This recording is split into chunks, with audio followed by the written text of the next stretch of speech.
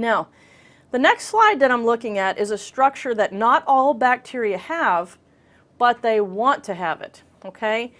An endospore is something specific to Bacillus and Clostridium that help them during times of survival. When the conditions for Bacillus, let's say, get a little bit rough, maybe the temperature's not right, maybe the food's not right, maybe it's just not in the right environment it wants to be in, it can actually form a spore. And a spore is a very tough, very, very hard to kill part of a bacteria. If you look at the diagram, you can see the genetic material for the bacteria is in the center, surrounded by your membranes and your peptidoglycan, and then you have a cortex, a very thick cortex of peptidoglycan, this keratin coat, and all of that helps protect that genetic information, okay? Now, imagine that you could form a spore. So you get all stressed out and you just can't deal with life anymore, so you just kind of put yourself in a shell.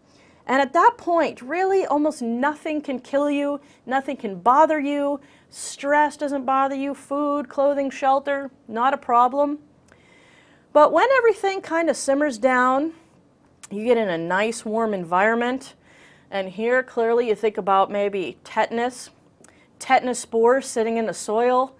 You just happen to walk in, you get a nice little, you step on a rusty nail. That's what my mother always said. You got to put shoes on because if you step on a rusty nail, you get tetanus.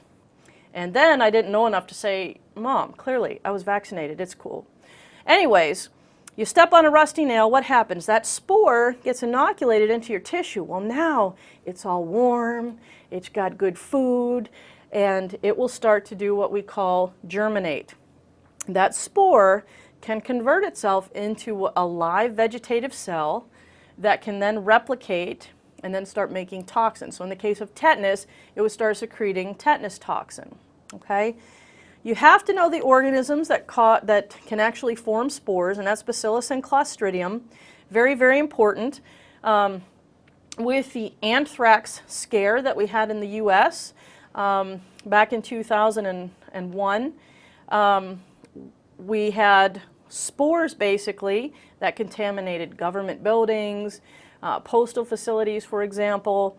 And once those spores get touched, again, they can germinate and then start making toxins. So it's very, very pertinent and important, again, that you know the organisms that cause spores. And when we get to those, when we talk about the specific species, we'll talk about them again in a little bit more detail.